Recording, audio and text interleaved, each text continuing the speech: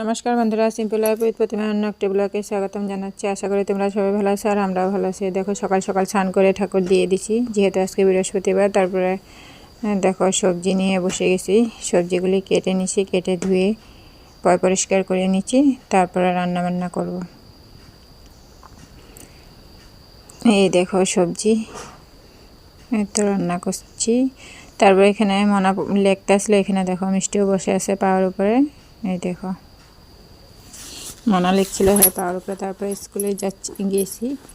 স্কুলে যাওয়ার পরে আমরা এই দেখো মনা কি কি নাচছিল আর হাতে কি অঙ্গি ভঙ্গি দেখাচ্ছিল।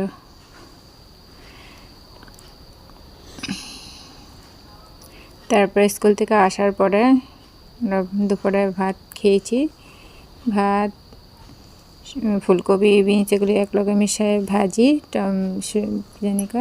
ধন্যবাদ বাটা আর কুমড়া ভাজি ছিল। আর মিষ্টি দেখো বসে বসে রৌদ্র তাপাচ্ছিল। এই দেখো,